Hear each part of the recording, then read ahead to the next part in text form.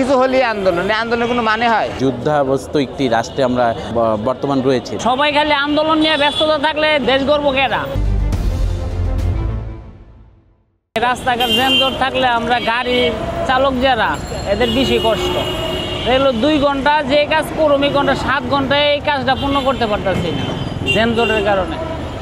এই কারণে মনে করেন আন্দোলন যে জায়গায় যাই প্রত্যেক মোড়ে মিটিং মিছিল আর আন্দোলন নিয়ে ব্যস্ত। সরকারের কাছে খালি দাবি। তা আগে সরকার থাকতে আর এত দাবি করে নাই, এখন এই সরকার আইছে অনেক দাবি তৈরি হয়েছে। এখন এই সরকার কি চোখে দেখে সরকার জানে আর আল্লাহ জানে। এভাবে চললে রাষ্ট্রতে সব দিক দিয়ে মনে করেন পারবে না, ইনকাম প্রোটেকশন কোনো দিক দিয়ে পারবে না, সব দিক দিয়ে মানে একদম নিচে নামবে, উঠবে ওঠার কোনো সম্ভাবনা কমই। সবাই খালি আন্দোলন নিয়ে ব্যস্ততা থাকলে দেশ গর্ব কেনা। দেশের তো একটা মা বাপ আছে, ওই হিসাব নিয়ে তো কাজ করতে হয়। তা আমরা তো কি কইমো, আমরা তো খালি দেখতেই থাকি, এরা খালি করতে থাকে আর আমরা খালি সাধারণ মানুষ দেখতে থাকি, কোনো হিসাব নাই। সংকট তৈরি হচ্ছে মানে সম্পূর্ণ এই আন্দোলনের কারণে তৈরি হচ্ছে। এই আন্দোলন বন্ধ করলে সব ভালো হয়ে যাবে দেশ। আন্দোলন কেন আন্দোলন, কিছু হলেই আন্দোলন, এই আন্দোলনের কোনো মানে হয়?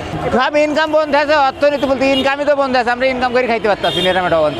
এই রাস্তা বন্ধ, ওই রাস্তা বন্ধ, তাহলে আমরা ইনকাম করবো কোন রাস্তায়? রাষ্ট্রে বিগত সময়ে যত ব্যবসায়ীরা ছিল এবং আমাদের দেশে আর্থিক যেই বিষয়টা বা ডেভেলপমেন্টের যে বিষয়টা ছিল, এটা পুরোটাই হলো পলিটিক্যালি একটি বায়াস ছিল এবং পলিটিক্যালি রাজনৈতিকভাবে এগুলো মোকাবেলা করা হতো এবং ব্যবসায়ীরা সেই রাজনৈতিক দল বা রাজনৈতিক দলের প্রতি আনুগত্য স্বীকার করতো এবং সেখানে তারা রাজনৈতিক মানে আপনাদের ব্যবসা করতে পারতো এবং সেই ক্ষেত্রে তখন একটা রাজস্ব ক্ষেত্রের বিষয় চলে আসে। কিন্তু আন্তর্জাতিকভাবে যেহেতু আমরা এখন স্থবির একটা পরিবেশে নাই এবং আমাদের ইন্টারিম গভর্নমেন্ট রয়েছে এবং এখনও আন্তর্জাতিকভাবে এতটুকু বোঝা যাচ্ছে যে যুদ্ধাবস্থ একটি রাষ্ট্রে আমরা বর্তমান রয়েছে।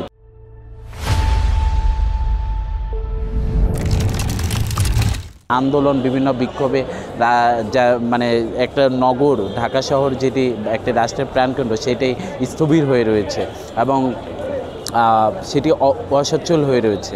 তো সেই জায়গা থেকে আমার মনে হচ্ছে যে আন্তর্জাতিকভাবে আমাদের এটি একটি ব্যাড মেসেজ যাচ্ছে। এই ধরনের অবস্থানের কারণে এবং অবরোধ করার কারণে আমরা দেখতে পাচ্ছি যে যারা হাসপাতালে চিকিৎসা নিতে যাবে, বিশেষ করে আপনি ঢাকা মেডিকেল, পিজি হাসপাতাল থেকে শুরু করে বারডেম, অর্থাৎ গুরুত্বপূর্ণ এবং বড় যে হাসপাতালগুলো সেগুলো কিন্তু এই শাহবাগ কিংবা তার আশপাশেই কিন্তু অবস্থিত।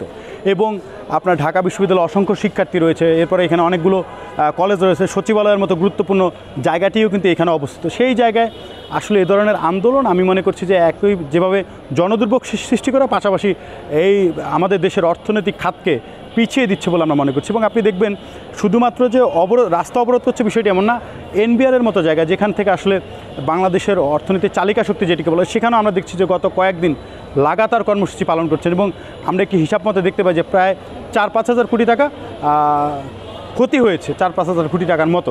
সহনশীল হয়ে প্রত্যেকটি ব্যক্তি কিংবা গ্রুপকে বুঝিয়ে কীভাবে ঘরে ফেরানো যায় কিংবা তাদের দাবি দেওয়ার ক্ষেত্রে বিকল্প কোনো ব্যবস্থা গ্রহণ করা যায় কিনা কিংবা কোনো স্পেশাল একটি সেল গঠন করা যায় কিনা, যাদের মাধ্যমে এই ধরনের দাবি দেওয়াগুলো সরকারের বিভিন্ন মন্ত্রণালয় কিংবা অধিদপ্তরে পেশ করা হবে, সেটি করলে আমার মনে হয় যে অনেকখানি এই যে জনদুর্ভোগ সেটি নিরসন হবে, একই সাথে দেশের যে অর্থনৈতিক চালিকা শক্তি সেটি সচল হবে বলে আমরা মনে করছি। জনদুর্ভোগের মাধ্যমে আমরা মনে করছি যে রাষ্ট্রের এই যে সরকার, সেই সরকারও একরকম বেকায়দায় পড়ছেন।